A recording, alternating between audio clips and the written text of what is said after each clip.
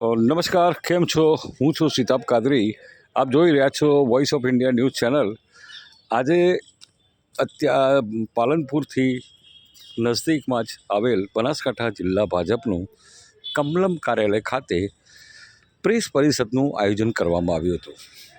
દેશના નાણામંત્રી નિર્મલા સીતારમણ એ જે બજેટ પેશ કર્યું છે અને એ બજેટના સંદર્ભે બનાસકાંઠા જિલ્લા ભાજપના પ્રમુખ કીર્તિસિંહ વાઘેલાએ ના અધ્યક્ષતામાં પ્રેસ પરિષદનું આયોજન કરવામાં આવ્યું હતું. આ પ્રસંગે સંજયભાઈ બ્રહ્મભટ્ટ ઠાકર સાહેબ તેમજ બનાસકાંઠા જિલ્લા ભાજપના મીડિયા સેલના કન્વીનર રશ્મિ મંડોરા સહિત ચૌધરીભાઈ ઉપસ્થિત રહ્યા હતા અને મોટી સંખ્યાના અંદર ઇલેક્ટ્રોનિક અને પ્રિન્ટ મીડિયાના પત્રકારો ઉપસ્થિત રહ્યા હતા. ત્યારે જિલ્લા પ્રમુખે બજેટ સંદર્ભે પોતાની પ્રતિક્રિયા આપતા જણાવ્યું. ત્યારે પત્રકાર મિત્રોના પ્રશ્નોના જવાબ પણ તેમણે આપ્યા હતા. તેમણે કહ્યું હતું કે ઘણાને પસંદ નથી, પણ ખૂબ જ સારું છે ખેડૂતો માટે, મધ્યમ પરિવાર માટે તેમજ અન્ય લોકો માટે એક સુખદ પરિણામ આવશે તે રીતની વાત તેમણે લોકો સમક્ષ કરી હતી. સાંભળો કીર્તિસિંહ વાઘેલાએ શું કહ્યું. બજેટને લઈને કીર્તિસિંહ વાઘેલાએ જણાવ્યું હતું કે ભારતના યશસ્વી પ્રધાનમંત્રી નરેન્દ્રભાઈ મોદીએ ખૂબ જ સરસ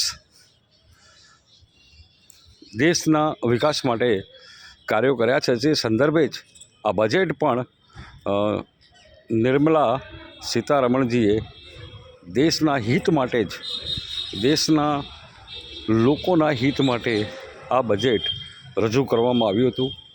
જ્યારે અત્યારે જે એક મીડિયા મિત્રના પ્રશ્નના જવાબમાં જણાવ્યું હતું કે કોઈ પણ દેશ ગમે તેટલો વિરોધ કરશે પણ ખેડૂતો પ્રધાનમંત્રીના હૃદયમાં વસે છે, તેના માટે કોઈ પણ જાતની બાંધછોડ કરવામાં નહીં આવે અને ખેડૂતોને કોઈ પણ જાતની તકલીફ નહીં પડે તેનો સંપૂર્ણ ખ્યાલ રાખવામાં આવ્યો છે. એ રીતની વાત જિલ્લા પ્રમુખે કહી હતી. સાંભળો શું કહે છે. નેતા આદરણીય શ્રી નરેન્દ્રભાઈ મોદી સાહેબના નેતૃત્વમાં કેન્દ્ર સરકાર દ્વારા દેશના નાણામંત્રી નિર્મલા સીતારામનજીએ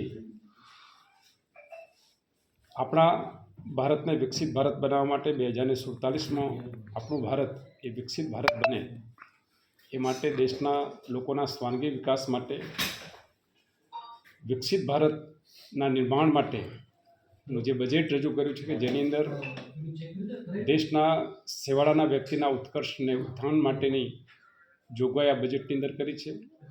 આ બજેટની અંદર દેશના લાખો ગરીબોના ઉત્કર્ષ માટે, ખેડૂતોના ઉત્થાન માટે, યુવાનોને રોજગારી આપવા માટે, દેશના વેપાર ઉદ્યોગ ક્ષેત્રના વિકાસ માટે જે બજેટ રજૂ કરવામાં આવ્યું છે,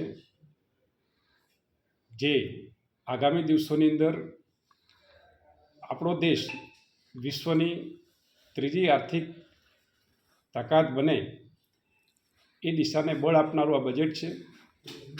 દેશના લોકોના કલ્યાણ માટે આ બજેટ આપવા બદલ દેશના નાણામંત્રી નિર્મલા સીતારામનજી અને આદરણીય વડાપ્રધાન આદરણીય શ્રી નરેન્દ્રભાઈ મોદી સાહેબને હું અભિનંદન સહ શુભકામનાઓ પાઠવું છું.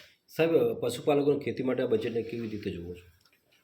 કૃષિ અને પશુપાલનના ઉત્કર્ષને ઉત્થાન માટે દેશના પ્રધાનમંત્રી આદરણીય શ્રી નરેન્દ્રભાઈ મોદી સાહેબની સરકાર દ્વારા કૃષિ અને પશુપાલનના વ્યવસાય સાથે જોડાયેલા ખાસ કરીને ગ્રામીણ લોકો વધુ સુખી અને સમૃદ્ધ બને અને કૃષિ અને પશુપાલનની યોજનાઓ ને એમાં સહયોગ આપી, સબસિડીઓ આપી અને કૃષિ પશુપાલન ક્ષેત્રે ખેડૂતો અને પશુપાલકોની સુખાકારી આપનારું આ બજેટ છે. સાહેબ, વિપક્ષનો આરોપ છે કે અમેરિકા સાથે ખેતી અને પશુપાલન ક્ષેત્રે ડીલ થઈ છે. જો પ્રોડક્ટ્સ અમેરિકાને અહીંયા આવશે તો પશુપાલકોને ખેડૂતોને નુકસાન થશે. ભારતીય જનતા પાર્ટીની સરકાર, દેશના પ્રધાનમંત્રી આદરણીય શ્રી નરેન્દ્રભાઈ મોદી સાહેબની સરકારના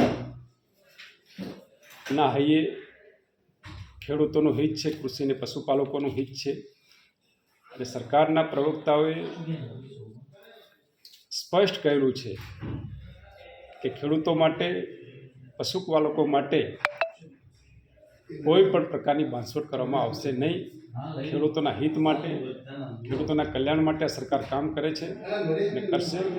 ભારતીય જનતા પાર્ટીની સરકાર માટે ખેડૂતો અને પશુપાલકો સર્વોપરી છે અને સર્વોપરી રહેશે. એમના હિતોનું કાયમી ભારતીય જનતા પાર્ટીની સરકાર દ્વારા એને સંરક્ષણ આપવામાં આવ્યું છે અને આપવામાં આવશે. ઓકે સાહેબ.